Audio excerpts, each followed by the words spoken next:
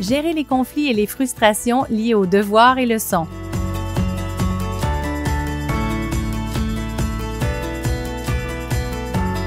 Parlons maintenant de résolution de conflits entre les parents et les enfants lors de la période des devoirs et leçons avec Suzanne Vallière, psychologue. Salut Suzanne. Allô? Suzanne, qu'est-ce qu'il ne faut pas faire pour tenter de résoudre un conflit?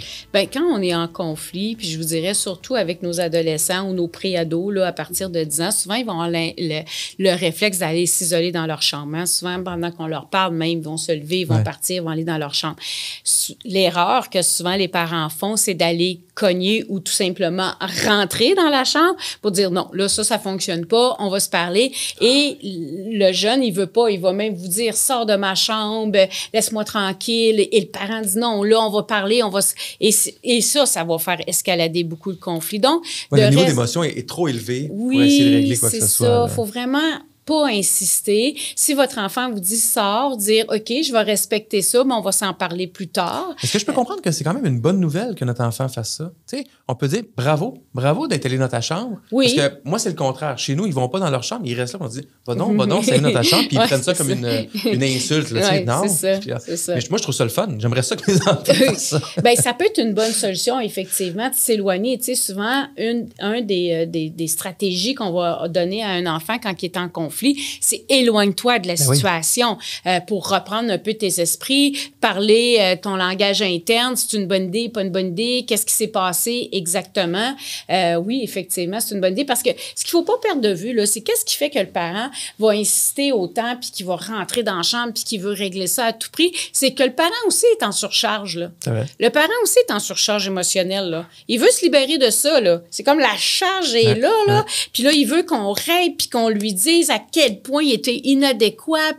Mais qui voudrait se faire dire ça? Personne. Alors, qu'est-ce qu'il fait l'adolescent ou le préadolescent? Je parle de préadolescent parce que souvent, à 7-8 ans, l'enfant n'a pas le réflexe de le faire, là. Il veut se protéger. Il veut se protéger de ça. Il n'est pas capable d'entendre tout ce vocabulaire-là parce que c'est beaucoup trop lourd pour lui. Il n'y a pas l'estime puis la confiance assez solide pour recevoir tout ça. Parce qu'ils savent qu'ils n'ont pas bien agi ou qu'ils n'ont pas bien parlé. Ils s'en doutent, en tout cas, mais ils ne sont pas prêts à le recevoir. Là. Bien, tu sais, je sais pas, là, mais tu sais, si ta blonde, elle te demande tout le temps de faire quelque chose puis que tu sais que tu ne l'as pas fait, tu n'as pas le goût qu'elle dise « Je te l'avais dit, tu ne l'as pas fait encore ».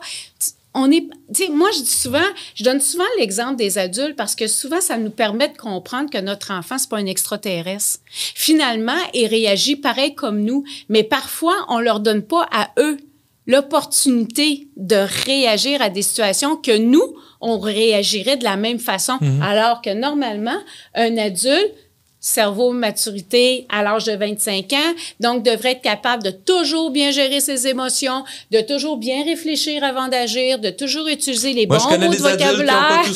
Non, puis pourquoi? Ben parce qu'on n'est pas des robots. On est des êtres humains. Alors soyons peut-être un petit peu plus indulgents, je dirais, à l'égard de nos enfants et de nos adolescents qui, eux, ont même pas toute cette expérience de vie-là que nous, on possède. Puis tu sais, quand nos enfants, disons, font pas ce qu'ils doivent faire ou ils ont fait une bêtise ou un mauvais mot, je sais pas quoi. Est-ce que je me trompe ou si systématiquement on leur vient avec des réprimandes, ben on envenime la prochaine situation aussi parce qu'ils vont savoir ce qui s'en vient, ça va être négatif. Est-ce que d'avoir une approche quand même plus bienveillante malgré ce qui a été fait est une bonne chose aussi parce que l'enfant il sait que quand ça va se reproduire, oui, mon père va venir me parler ou ma mère va venir me parler, mais ce sera pas, je me ferai pas rentrer dedans là, par mes parents. Là. En fait, ce qu'il faut se souvenir, c'est les enfants, puis même les adolescents, souvent, ils font les choses pour la première fois. Donc, ils apprennent à travers ça. Par contre, si c'est une règle très bien établie, que votre jeune la connaît, la règle est claire, elle est toujours aussi respectée par les deux parents. Il y a une constance, là. Oui, c'est ça. Il y a une constance dans vos règles, dans votre discipline. Là, à ce moment-là, c'est comme si moi, je fais pas mon arrêt-stop. J'ai beau dire au policier, j'ai fait les 10 d'avant, puis je vais faire les 10 prochains, il va me donner pareil ma contravention. Donc, quand les règles sont pas respectées par vos enfants, vos adolescents, là, ça nécessite quand même une conséquence pour que le jeune apprenne à vivre avec des conséquences de nos gestes, de nos choix dans la vie. C'est pas obligé que ça soit des grosses conséquences non plus. Et pour un enfant en bas de 10 ans, ça peut être juste un temps de pause. Va t'asseoir, vous disait Monsieur Cerveau qui réfléchisse 2 minutes, là, je pense qu'il est en train de jouer des tours. Pour un adolescent, ça peut être donne-moi ton cellulaire, j'aimerais ça que tu réfléchisses, puis des fois, ça t'empêche de bien réfléchir.